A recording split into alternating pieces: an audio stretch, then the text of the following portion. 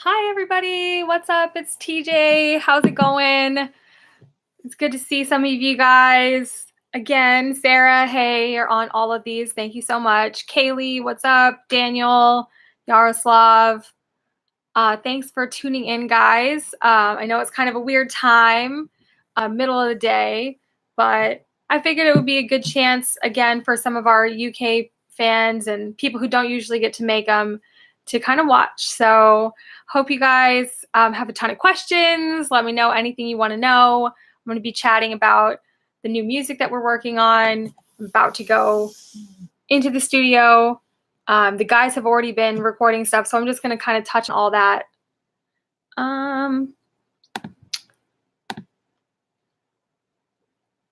And hopefully if you guys can hear me, let me know. If you guys can see me, let me know. Looks like everything's working on my end pretty well, so might just take a minute. I think there's a little bit of lag. I have it set for live chat, but there's still usually a little bit of lag. So luckily, YouTube finally, I remember the first time we did one of these, it was just like super stressful for me. And the YouTube live was like kind of in beta. I think it still is, but they didn't allow you to like schedule your live session. You know what I mean? Like you could schedule one if you were doing it publicly, but not if you were doing it unlisted. So it was kind of a hassle to kind of like with you guys like right away. But now in the future, we're gonna be able to schedule them for like anytime we want. So I think we can even schedule for like an upcoming day. So in the future, we're gonna do like give you guys a lot more notice, and we keep getting feedback from you guys what times of day are good, because we have fans all over the world, which is incredible. But as long as we keep getting feedback from you guys, each month maybe we'll do it at a different time, later at night, earlier in the day, whatever is good for you guys. But now we can schedule them, which is awesome, which means that you will get the link maybe like days or weeks before we're actually going live, and we'll have more time to promote them, and like hopefully more of the you guys can make it and have a little bit more notice.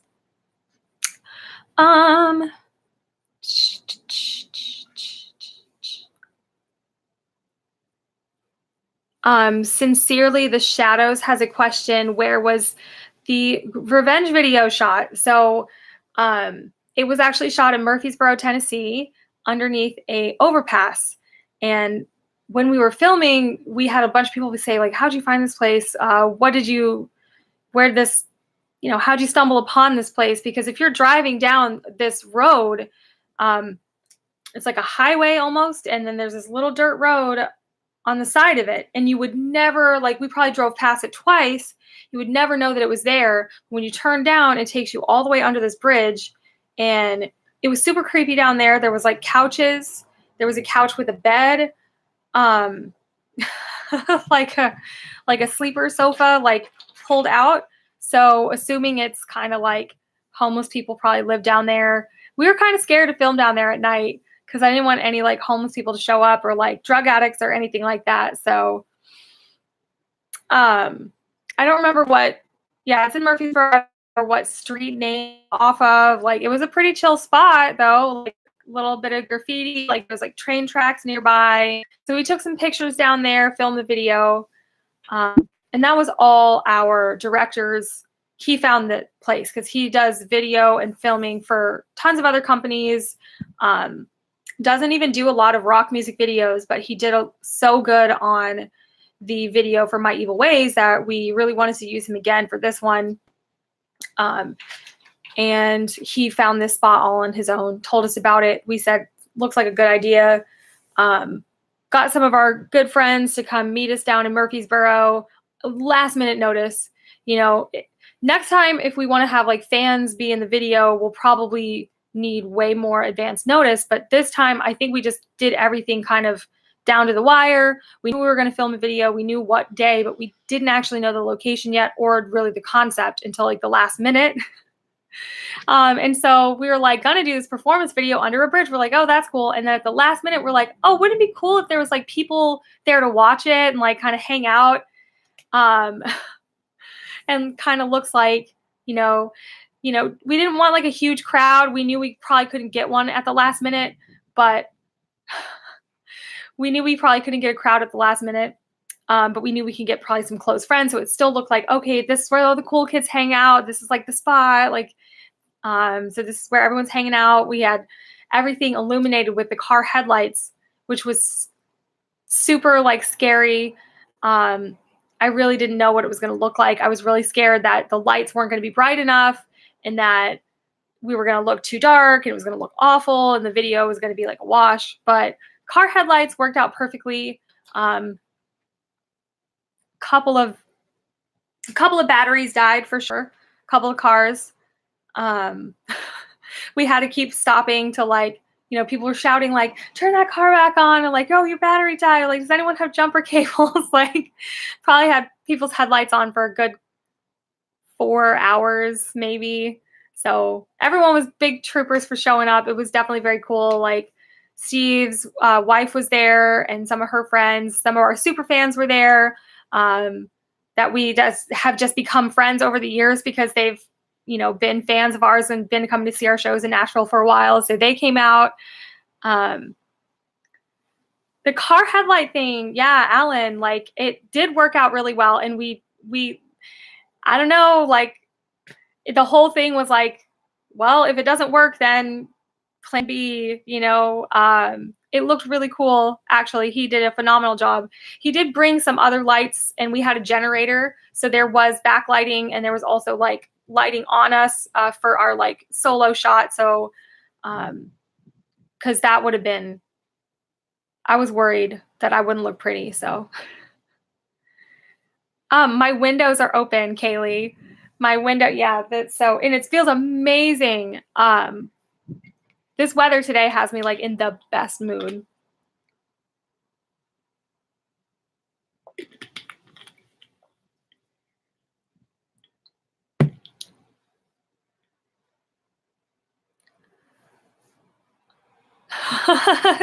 Yeah, no ghosts in here. I did just watch The Conjuring last night, but it wasn't as scary as I thought. It was scary while I was watching it, but I'm not so scared now. That didn't really have that big of an effect on me. But yeah, it's just the wind and it feels great in here. I've been able to turn my air conditioning off and like just lower my windows and it's incredible. I mean, now that I've seen The Conjuring, like I really want to watch The Conjuring 2. I really want to watch Annabelle. I've never seen any of them. I thought that I had for some reason, but we watched it last night and I was like, I've never seen this. And I love kind of creepy movies and scary like ghost stories or thrillers or stuff like that. I really hate gory horror movies. I can't do it. Like corny zombie movies are fine. Zombie stuff is okay. Like stuff that like can't really happen in real life, like hauntings and stuff like that. I kind of get into it. I really like it. I don't know if I've seen Cabin in the Woods. I'll have to look at that. The cool thing about The Conjuring that I just didn't know is like I actually live in Rhode Island now. And I've lived here for a few years. Some fans know, some fans don't. Like, it's kind of one of those things that, some people know, some people don't.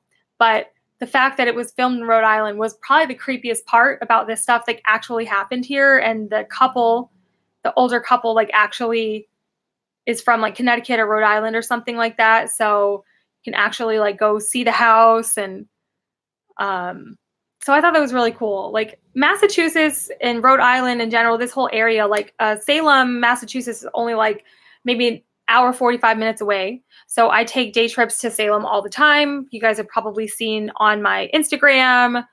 Love Salem. Like I posted something today, like Halloween is like 71 days away. I'm not even that big into Halloween. I just like, I like creepy, like old stuff. Stuff that's based on history and based on true stories. I'm really into stuff like that. Hey, the Conjuring house would be cool for a video if they let us do it. I was looking up the article. Apparently the owners are like pissed off because people keep coming to their house. So they probably, maybe, but a haunted like music video, something maybe that's something we might do in the future. That's a really cool idea. I love it. That's why I love talking to you guys and seeing what kind of stuff you're into, because it gives us really tons of creative ideas. I'm going to back up a little bit to Tristan's question about my expressions in the video. A lot of it is just, we played the song like 1,000 times. You know, Revenge has been out for a year. The Revenge EP and the song we were playing before the EP even came out. So it just brought up a lot of memories of just performing it live. A lot of people really loved that song in our live set before we ever even released it. So it kind of connects me to our fans in a certain way, because we used to end with that song. So it was just like a really triumphant ending to the set. And so filming the video was kind of like, wow, we haven't actually played a show in a while. So I was really like, I don't know if I'm going to like be able to pull this one out, because we haven't played a show in like a really long time. We've just been doing Patreon and live stuff and live streams and like studio work and writing. So, you know, those expressions and the kind of the stuff I do is just like, it just all comes from the live performance. And I felt a little out of practice, but hopefully it looks okay on the video. Hopefully we pulled it out.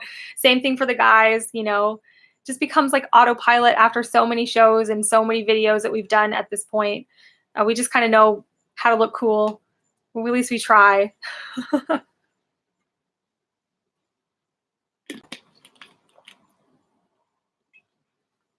So I'm going to write down Cabin in the Woods, so I'm going to forget. I don't think I've seen it. I keep thinking Everything is the Haunting in Connecticut, because I've seen that, and I've seen like a lot of other like movies, but I feel like a lot of those like, well, if it has Thor in it, I'm definitely watching it. If that's like Chris Hemsworth or Chris Hemsworth, I think I'm definitely watching it. But I keep mixing all those movies up, you know, like a lot of like, do you guys ever feel like you kind of take a gamble on a horror movie or a ghost story like movie? Please let me know if I'm not the only one. Okay, definitely watching Cabin in the Woods.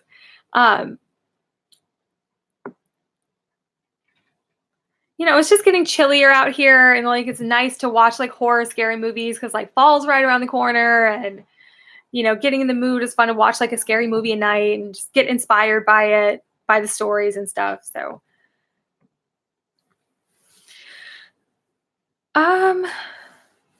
if it's okay, I guess I see your point. If it's a bad movie or not, you're still entertained. I mean, I guess I don't really feel like if I watch a movie that I'm like, man, I don't really like, I'll finish it. Like, I feel like I've already invested my time. But it definitely like turns me off from watching like another one, because I'm like, well, is this one just going to be like the same storyline? Oh, a family, they're haunted, they're possessed, and oh, the end is like they're fine. You know, it's like some of them aren't as creative as others. So I normally don't tend to watch that genre unless I've already heard that it's actually a good story or good movie. I also just watched The Quiet Place, or A Quiet Place. I thought that was pretty good. Thought it was amazing. I don't know who of you guys have seen it. I don't want to spoil the ending. Like, one part of the ending was like shitty and I hated it, and the other part was like awesome. So I just don't like when people die. Like, in my band's called The Nearly Deads. I know that's so weird, but like I don't like it when they die for no reason. Like, I want a reason. I need a storyline. I need a backstory. I need them to deserve to die. Like, in my entertainment, in my movies.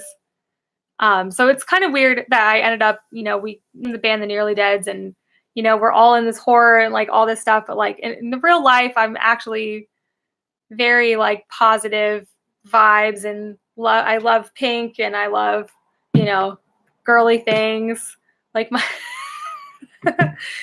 you know,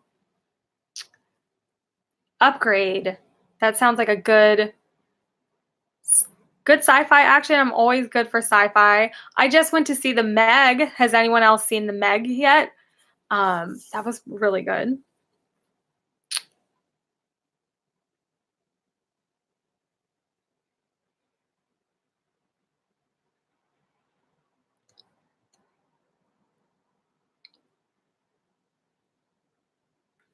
Oh, Kaylee, my boyfriend and I watch bad horror movies on purpose for the fun of it. That is a good that's fun too. Like when you know it's going to be bad, then that's kind of fun. As long as it's not too gory, then I'm kind of on board with that.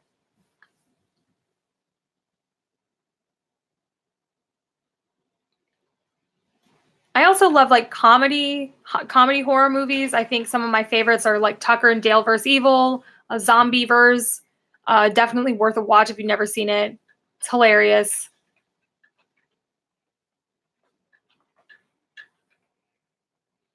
I don't think I've seen Mother yet. There was a movie called Mama, right? And then now there's Mother. So they're different movies. I think I saw Mama because it was the two girls and like haunted, right? Those are different movies. So I don't think I've seen Mother yet.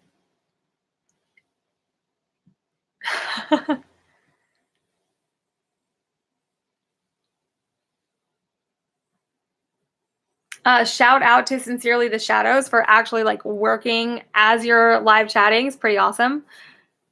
Mother with Jennifer Lawrence. I've definitely never seen it. And probably one of those ones that I was just like, it looks too scary. I'm not seeing that like at all. The Village is a fun movie. The Village. I mean, you kind of either love M. Night Shyamalan or you hate him. And he definitely set his bar really high with the Sixth Sense. So I don't know. It's just kind of like the Coen brothers for me. Like you have to appreciate the like blunt ending to like get it. Like I don't know. The Village isn't a bad movie. Like I'm not like it's worth a watch. You know what I mean? Yeah, it's not really a scary movie. Um, but it's a good movie. But I mean, does the end not piss you off? Like it's it made me mad. The same thing with A Quiet Place. Like certain things happen, I'm like turning this movie off. Nope. Like nope. But I guess that's the point. The point is the twist ending and the ending you don't expect. And like, not everybody lives happily ever after at the end of a horror movie, obviously. But those are my favorite endings. Like I when you don't know what happens, my story I tell myself is that and everybody was fine and they all went home and then they lived forever. Like that's my that's my ending.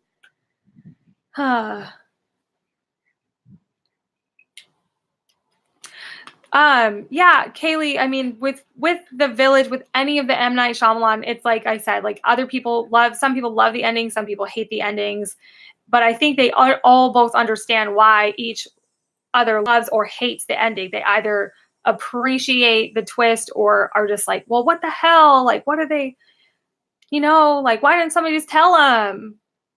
Makes me mad. Like, as if they're real people. It's just a story. Like, I don't know why I get so invested.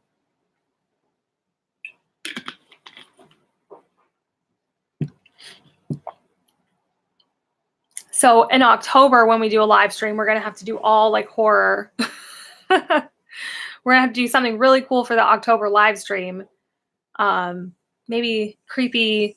Maybe we can do like a creepy, like cover songs and maybe play those for you guys or something like that. Or all Halloween themed songs.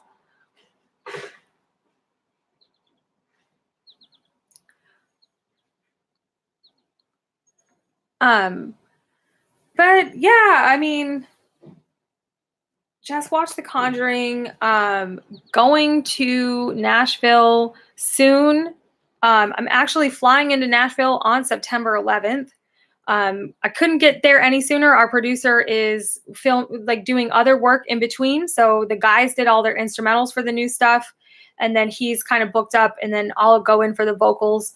in September. And then after the vocals, Steve is going to do the lead guitar because he doesn't want the lead the lead guitar can sometimes compete with the vocal melody. And since we usually change some stuff in the studio, he didn't want anything to clash. So he's going to go in there after me and do his leads. And we'll make sure that you guys get tons, tons of behind the scenes pictures and like maybe some videos from when we're in the studio. So next month we have that to look forward to, especially my studio sessions. Cause I know y'all want to hear the lyrics and hear all that stuff. And let's face it, I'm the only one who ever takes selfies when I'm in the recording studio. The guys all did all their stuff. We had a short snippet of Josh playing drums. And the guys were kind of in there, but otherwise they're just like so work focused that they forget to like take pictures and videos and stuff for you guys. And I'm just like, after the fact, I'm like, you guys didn't take any like videos or pictures, like one selfie, like in studio, like, hey, like nothing, like, and I can't always be there. So, promise there'll be more of that.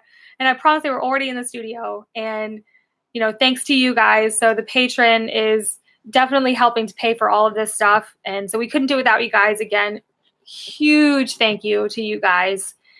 We really hope that you guys are enjoying being a part of the process.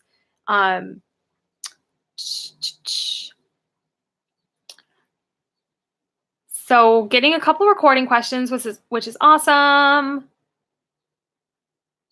All right, Kaylee, bye. Have a great day. Thank you for tuning in. Okay, so Alan is asking about the studio recording goes, how long in the studio, and when are we expecting the new album? So basically our plan for this year is, well, instead of doing an album, we just wanted to release one single at a time.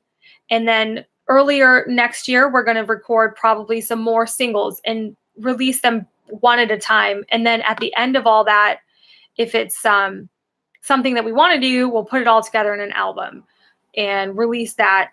But for right now, like, we just want to get singles out because it'll take a lot less time. So we're going to do 3 songs and then release them one by one by the end of the year. We're thinking October, November, December, 1 song, and then doing a video for at least one of them by the end of the year. Because it just takes a lot of planning. Everyone lives kind of all over the place. And like I said, our producer does do other bands and has other work to do. So he's not always available. And it all, costs money. So it helps having the Patreon come in every month. And then we know like what we have to spend on the next project or what we can do next month. In the studio, like, it doesn't take that long. Maybe it depends on how many songs you're doing. Like when we do an album, it's easily like a week a person. Josh on the drums can probably get through like maybe one song a day. And then if you're doing like 12 songs, I mean, you're there for quite a while. So that's another reason. And also you have to pay for all 12 songs. That's another reason if we just do a few at a time over the course, as an independent band, it's a lot more feasible and we can just get the stuff to you sooner, which is the main goal because you guys are always itching for new music. So we figured give you a little bit at a time, and that would be a lot more fun than doing like a traditional album release because nobody cares about that anyway. In the grand scheme of things, it's just kind of something that we wanted to do. Like, we've done albums and, you hear a lot of bands getting caught up in this like album cycle, especially unsigned bands. You spend a lot of money, you publish, you spend the recording costs, and then you spend the artwork and the distribution and the whatever. And you spend all this money on this like baby. And then it's like, okay, then nothing happens. You know what I mean? So it's a little bit more fun to keep releasing songs like throughout the year for us. And when I record in the studio, it's a little bit difficult because what is this person doing?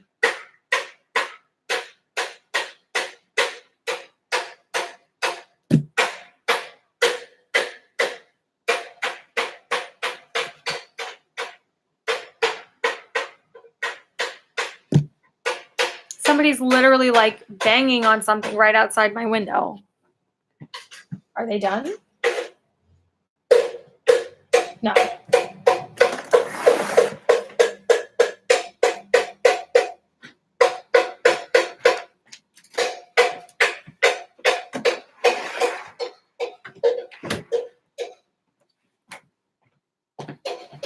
Okay. Sorry. I don't know what the hell's going on next door. Somebody's clearly working on their yard or something. It's definitely my neighbor. I don't know what the hell they're doing. So I might have to move this to another room if this doesn't stop soon. I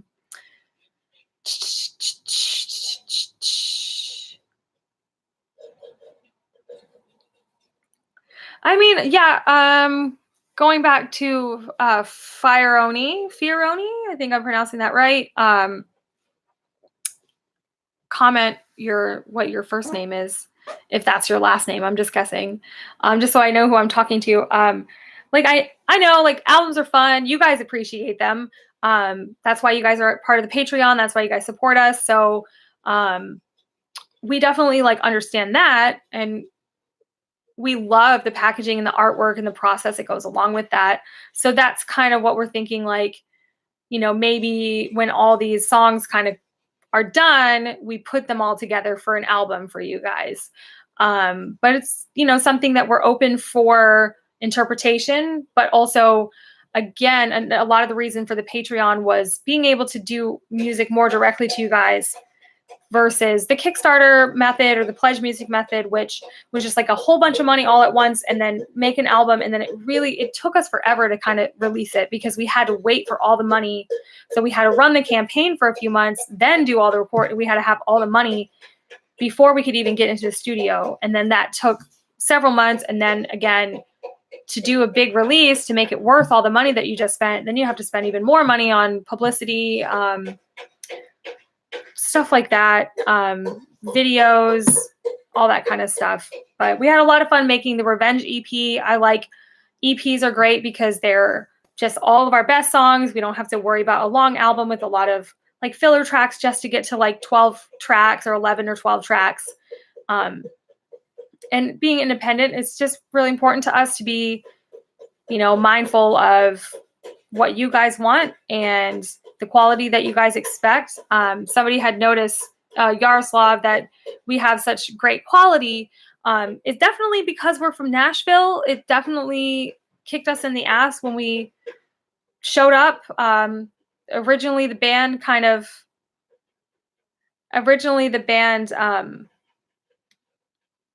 formed in Florida. We were all playing in other bands down there, moved to Nashville. But anyway, the long and short of it is that like up there's a lot more professionals, a lot more professional studios. Same way you're going to find in LA, where a lot of bands will actually fly out to LA to record there. So they get their professional producers and the quality of the studios out there. Nashville's no different. We've been working with John King for every single thing that we've released with him. And we've released with him. He does a really great job. And at this point, it's been maybe like 6 years. And, you know, he filmed our videos for Diamond in the Rough. He filmed our videos for Never Look Back. So he's practically the sixth member of the band. You know, he's really helped us find our sound, craft my lyrics. He helps us out a ton, and he's great at what he does. And, you know, when you want a great sounding quality record that could be played on the radio, because we get played on the local, like Buzz, Nashville, the Buzz, we get played sometimes. You know, you need to have a quality recording that's good enough for radio. But the thing is, like, that doesn't come cheap, which is why from the very beginning, we've just always kind of crowdfunded because it was the best way to do it without a label. Even when we were on a label, the budget that they gave us for recording was incredibly small. It was like we wouldn't even afford to hire the person we'd have already been hiring. So that kind of was the beginning of thinking, oh, well, what is the label actually? What are they actually doing for us if they're not even willing to give us enough money to use a producer that we want to use. You'll see that a lot, sometimes labels will have their own producers that are great, that are world renowned, that are, record a lot of huge bands. Had that been afforded to us, maybe we would have done something like that. But there was sort of a moment where it was either like pay for your own or use our person who only does like metalcore bands that sounded nothing like us, and it was just somebody we didn't want to work with. So it's another little like tidbit that I'm not allowed to talk about, but that was years ago anyway. So we're very, very happy now that we're doing this. But it should be no surprise that if you want like a great sounding recording, it's not going to be in my basement. I'm not going to be doing it on my laptop on GarageBand. It's going to be a big, big thing with big studio. It costs a lot of money, a lot of time. So, and we love doing it. I love being in the studio. I love being the creative process. I love songwriting. I love some of that stuff more than performing live. It's just when the songs are in their like baby stages and you get really excited about them, it's a completely different experience from, 7 years of playing them live. We've been playing Never Look Back every single night for like 7 years, and it's still an incredible song, but it doesn't, you get really excited about the new stuff when you work on it.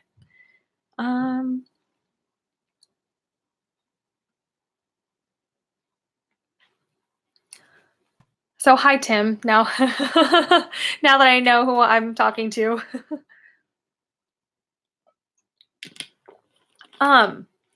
And Tristan, I know that you guys don't think that any of our songs are filler. I definitely don't think that any of them are filler. I think it boils more down to when you're paying for it yourself, what's your budget and how many songs can you really afford to record versus how many you might have that are fabulous and wonderful and you want to see the light of day and you think deserve it. It can just be a little bit of a challenge. And plus the music industry is always changing and the industry as a whole is very singles based. And most artists, before like releasing their big album, they're always going to release like a few singles before the album comes out. So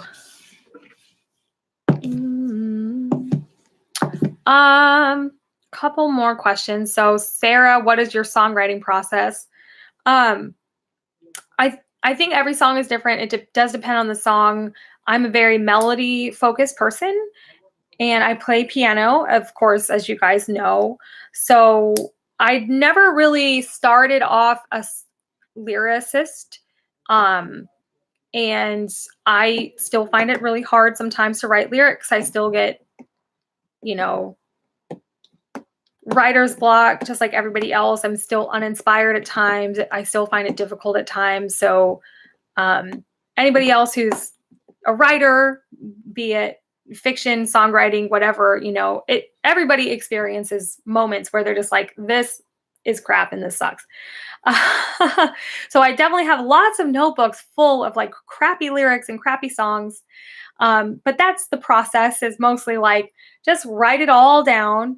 And then, if you're stuck for something, pull out that old notebook and maybe there's a line from this or a line from that. There's a lot of patchwork, especially in our earlier songs where things just come out completely different than what you envisioned. And maybe the chorus in this song was working, but the verse in this song was working. So you kind of meld them together to make the best song and just scrap the other parts that weren't working. So since I went to USF, I studied classical like composition and have like a bachelor degree in music composition. I think that's where a lot of that comes from, because like I never really wrote lyrics. I usually just wrote music. So I kind of take what I learned in college and like apply it, which was basically, it was write a ton of stuff, like every melody, write it down, notate it, figure it out and then only take the best of the best and then start from there. Or maybe what you think is a chorus is actually your verse, or maybe what you think is your verse is catchy enough to become your chorus, and then you start all over. So I really do love crafting songs and crafting music, because you never know how it's going to go out. You know, nobody rarely sits down and just starts a song from start to finish and then it's perfect. You know, that's very rare. I'm not going to say it never happens. Like maybe, you know, I'm inspired one day and I sit down to the piano, I have a great chord progression. I'm just like, okay, I want to write about this today. But that's not always how it works.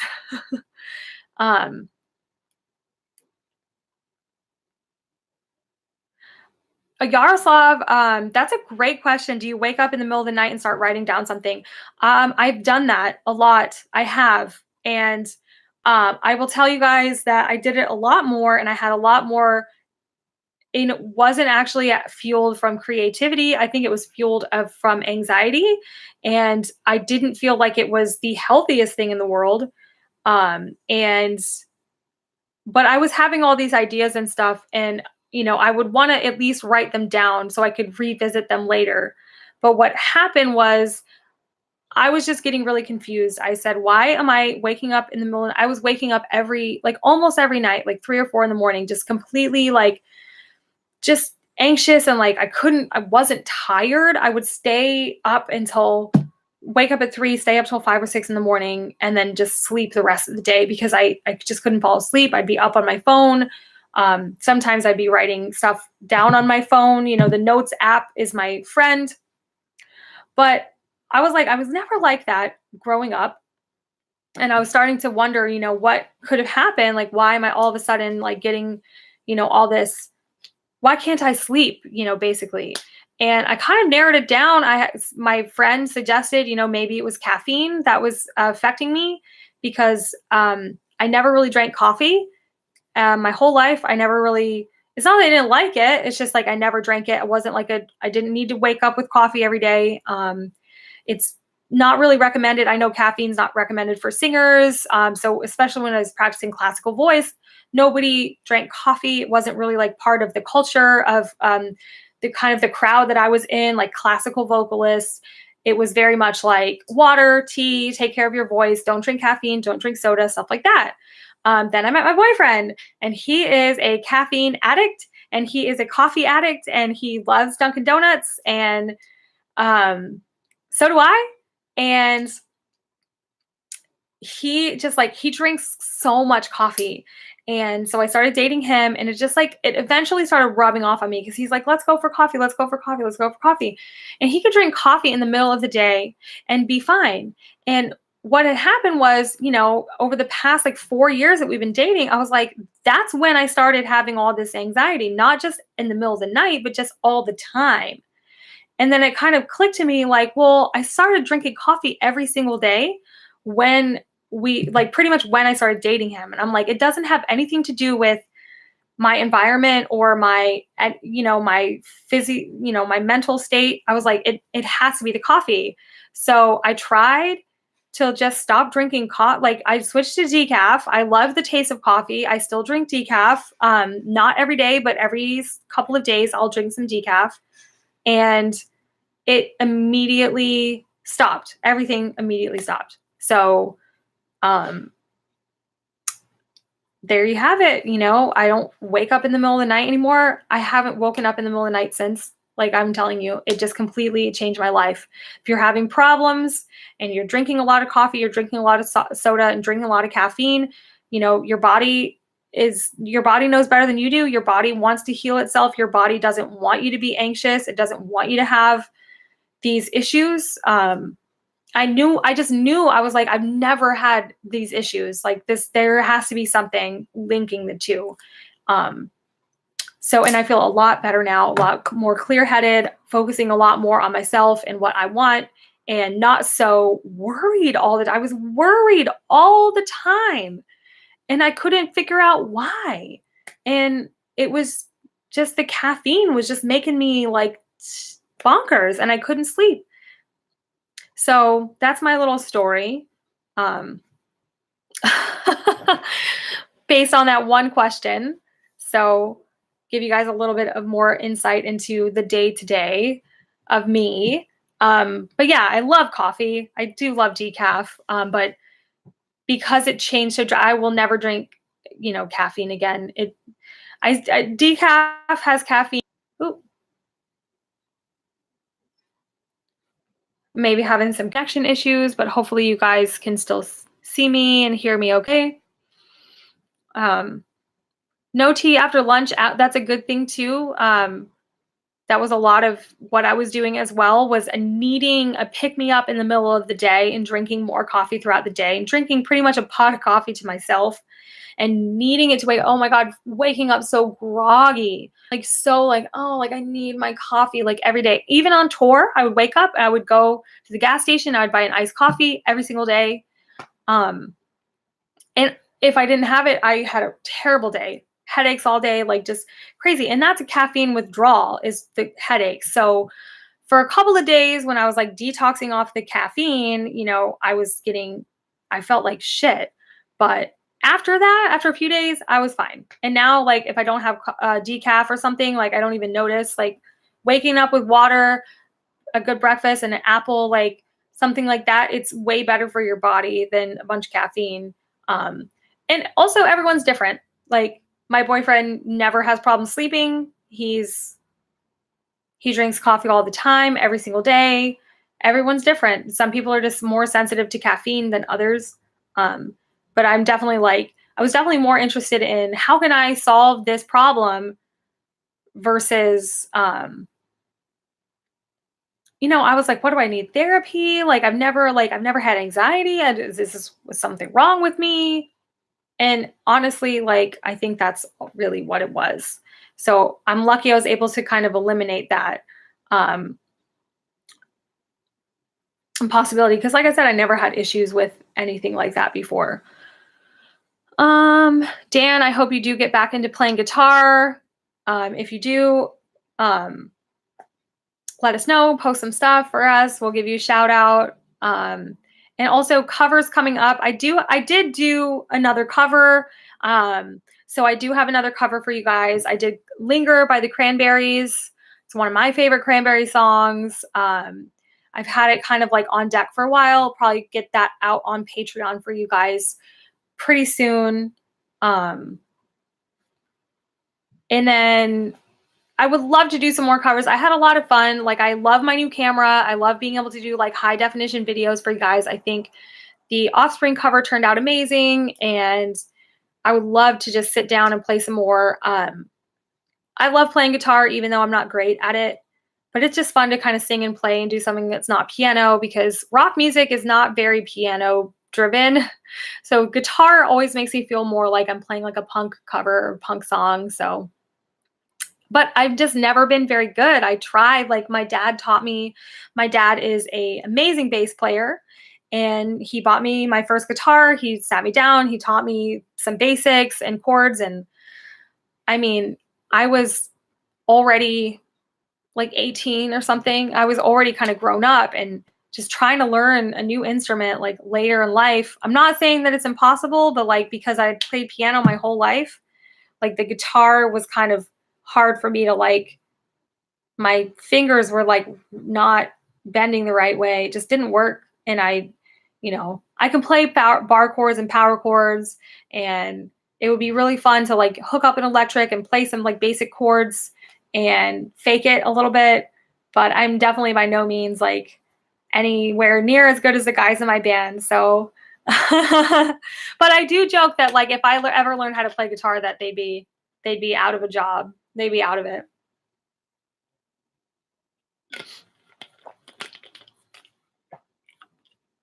Yaroslav asked how long it typically takes since the first idea to a finished song. Well, like a finished song, not I'm assuming you just mean finished, like the idea is finished, versus like finished in the studio and like out for you guys to buy it. Like that obviously takes a lot longer because we have to wait till we have, a bunch of good songs. It really depends, because now that I'm in a band, it's more collaborative.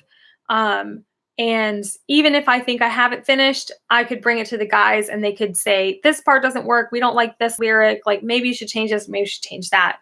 So I'm always open to being collaborative and working with other songwriters. That's another thing that I learned kind of in college. You know, you want to take the criticism, you want to try some new ideas because maybe somebody has an idea to make a song even better. And that's a very Nashville way of doing things. Everyone in Nashville is a songwriter. Everyone wants to have their ideas out there. So you got to kind of be like a little bit humble with your ideas, not really too married to them, willing to kind of change, because that's just the way the world works. Like you're going to get into the studio, your producer's going to say like, hey, try it this way. You're going to have to do that because maybe it's going to sound like crap. Maybe it's going to sound even better than something you would have thought of yourself. So you kind of have to respect like your bandmates and your producers and the people that do this stuff for a living and just kind of try new things. And it all depends on the song. If I have a really good idea, I can finish the song in like a day. I can just sit down and write it from start to finish. But again, sometimes it takes me a lot longer than that. Sometimes I have a line, like a cool sounding line. And I'm like, oh, I got to write this down. I go into my notes and I write it down. Or I do a voice memo. I have a melody that sounds really cool, but I don't have words for it. So I'll just like hum it into my phone or, do something on my phone so I can come back to it when I'm more in a space where I'm like, okay, well, I'm writing to finish songs now. So when we all got together recently, when we started the Patreon, we kind of all had these pieces of songs. Me and Steve write everything for the Nearly Deads basically together. So he sent me some of his rough ideas, and then I sent him a bunch of mine, just piano and vocal, and he sent me just some guitar stuff. So we basically took all these ideas we have been working on over the last year or so. But I mean, it's just like, I feel like I always am writing. I always have stuff on my phone. I'll be driving in the cars where I write a lot of ideas, and I'll just be humming to myself and be like, okay, I don't want to forget this. So I'll take a voice memo and I'll like record the melody.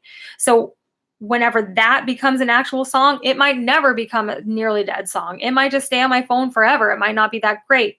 But I'm still in the habit of just recording everything. I have so many voice memos. I have hundreds and hundreds of things. So I'm always feeling like I'm writing all the time, but I'm not exactly like finishing songs all the time until we actually decide, okay, hey, we're going to the studio. We need ideas now. Like, what do you have? Which is kind of how we came across the 3 songs that we're about to do. I'm about to go sing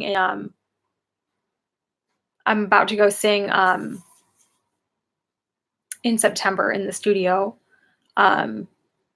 We have this 3 songs: Freak Show, Can't Make You Change, and Halfway to Nowhere. Halfway to Nowhere is cool because Javier actually wrote it. It was one of his ideas that he sent to us, and it needed a little work.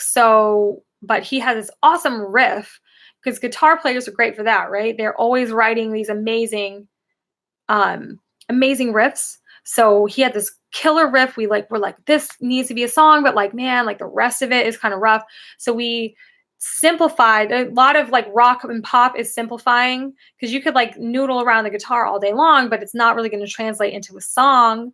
So we had to kind of like make a toned down verse so I could write to it. And just something about the riff just really made me think of like the open road and driving.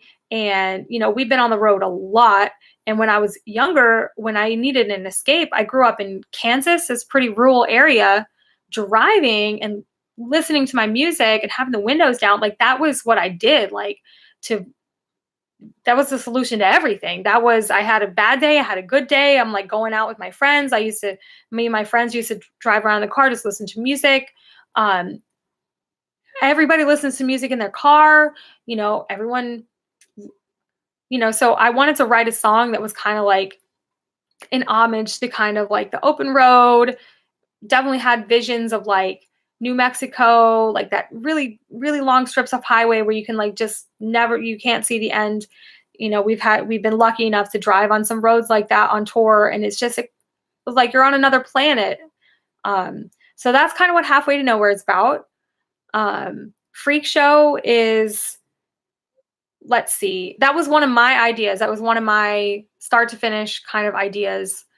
Kind of like I said, was one of just my songs, which with the Nearly Deads is cool because it's very collaborative. But I think the songs that I write or the songs that Steve writes have their own little signatures. You know, most of the songs that I write aren't very riff heavy. Most of the songs that Steve kind of starts writing are very like riffy, like Never Look Back or My Evil Ways. Like that doesn't really translate to the piano. But with Freak Show, it started as just kind of like a bouncy like song. I was really inspired. I had just seen In This Moment and their new stage setup when they were just now on tour with Hailstorm. Of course, we did tour with them, so huge inspiration watching them every night. And I really love songs like Horror and Blood, you know, that rapid fire kind of lyrics. And a lot of what I've been talking about is how I was having a lot of anxiety and really confused as to why, and really just all these emotions about doing a Patreon, continuing on as a band, and not really knowing does anyone really know what they want? You know, like things like that, you know, all the things that go on inside your head. So the whole thing is like everybody has thoughts like this. It brings us together. It makes us human. These are normal things that you need to go through as a human.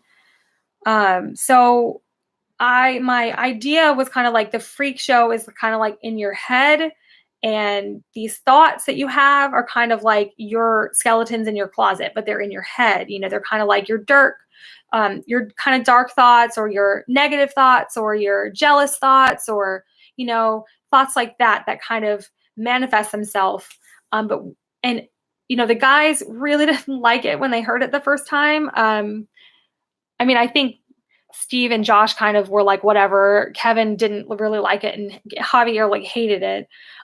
So I didn't even think it was going to make the cut, to be honest with you.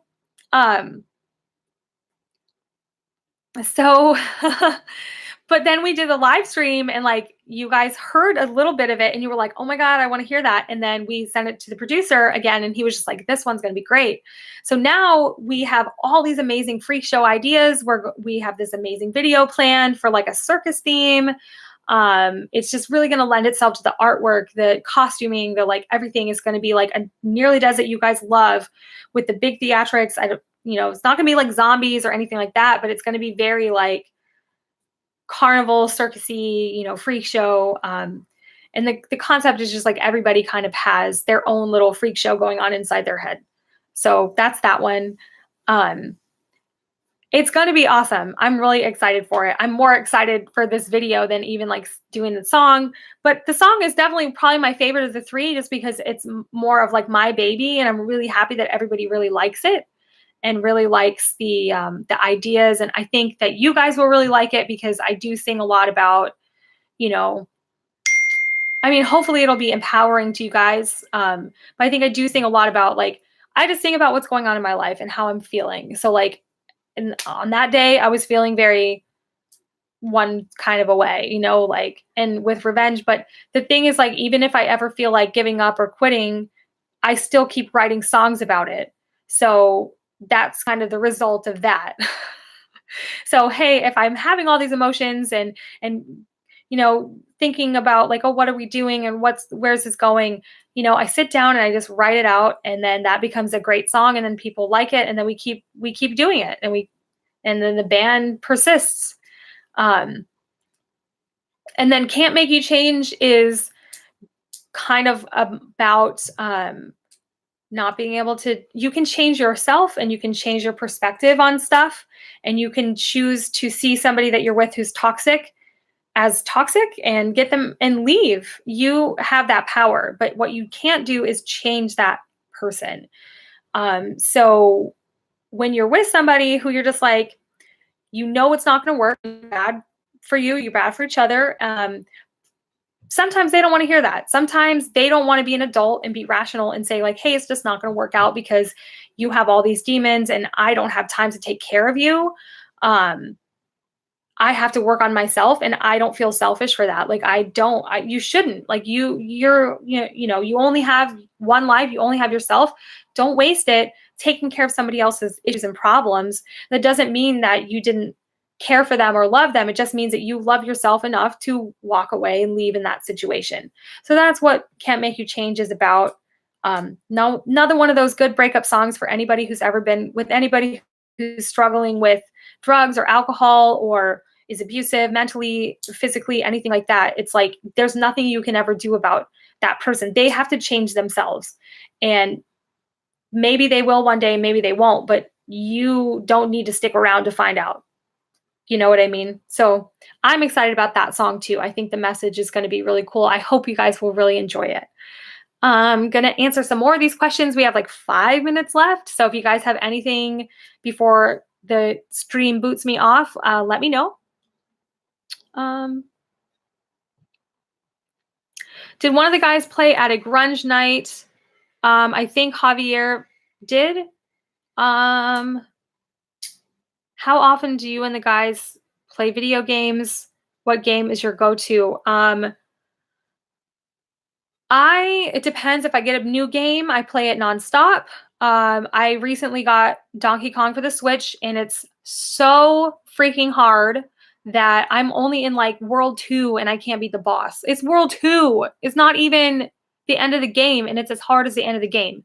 So I had to start over on Funky Kong mode, and I'm playing the whole game over because it's just too hard. And Nintendo knows it's hard. That's why they came up with Funky Kong mode. So, and then the guys, I don't know how often they play video games, probably a lot more than me.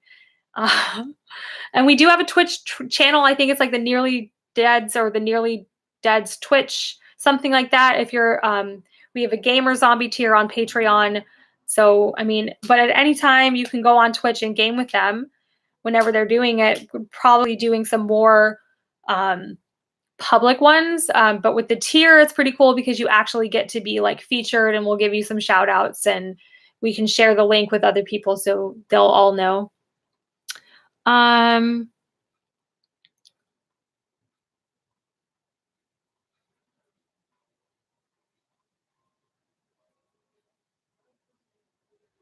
just reading through some of these because I rambled on.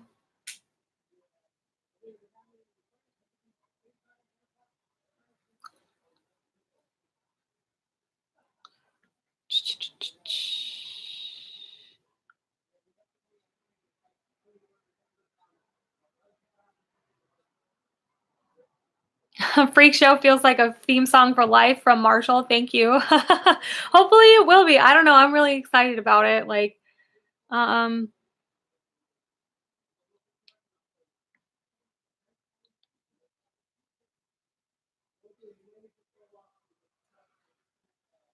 World of Warcraft. I've never played Warcraft. That's like a PC game. I have never played it.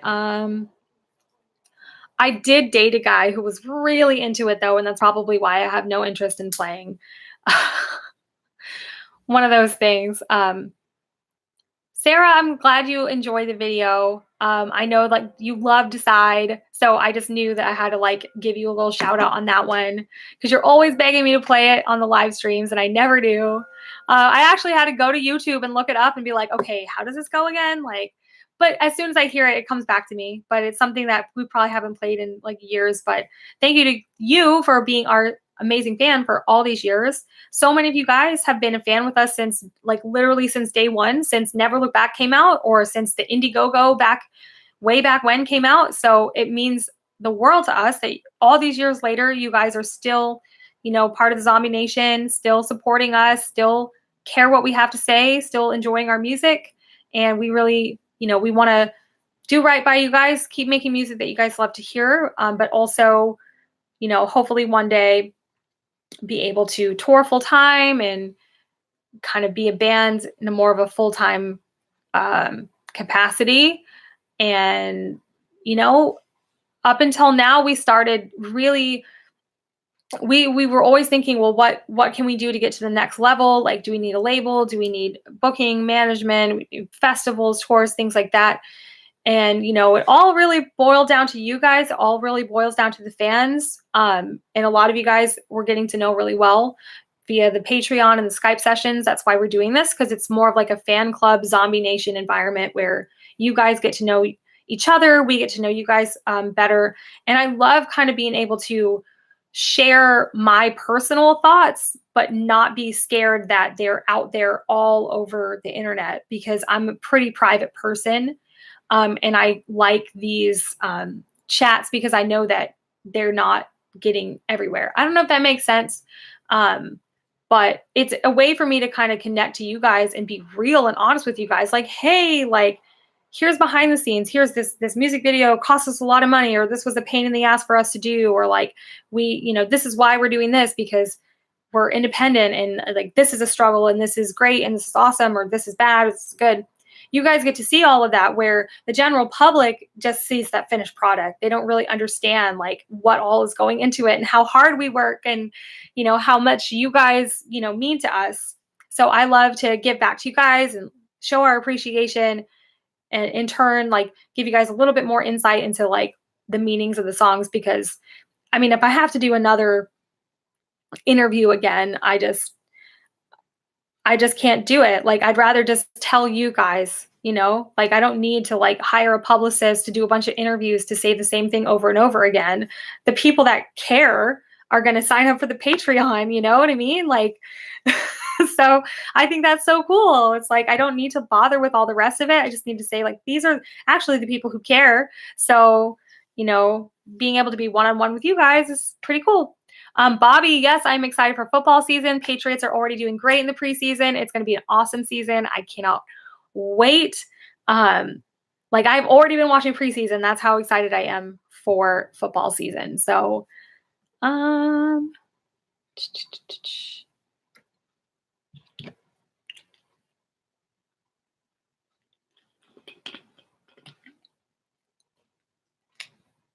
we have a new guitar tabs tier.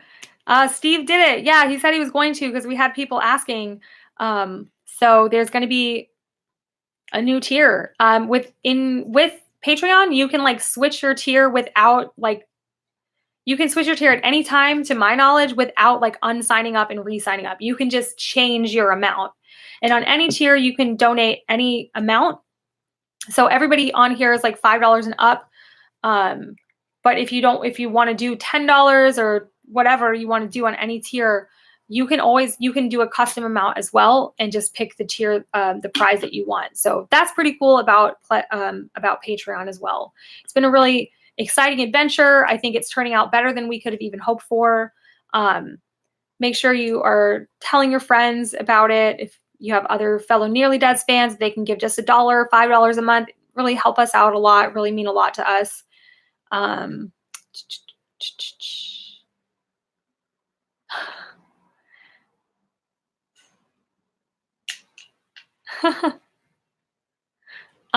gonna just answer a couple more before it boots me off here.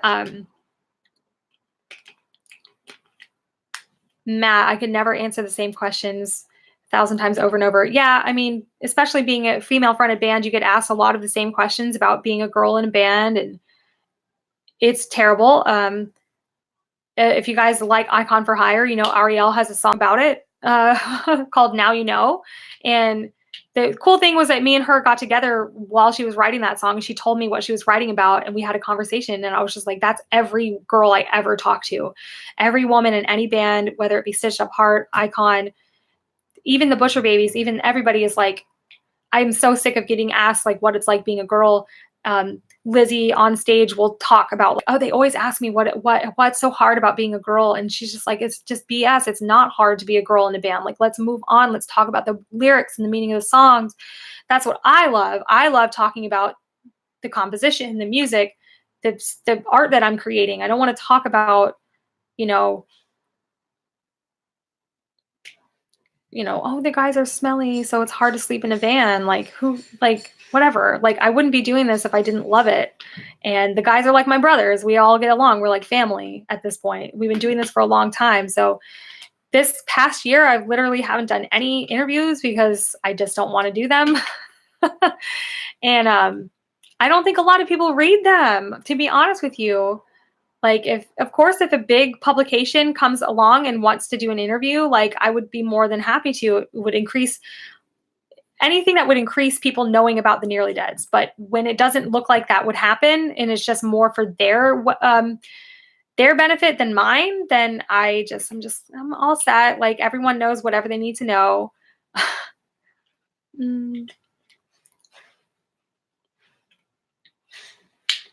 Yaroslav, for how long do you have the tier? Did you release any tabs? I don't know. I think Steve just did this like today. So send us a message on Patreon and we'll sort it out for you. That's Steve's baby, not mine. So he's going to definitely know a little bit more about it.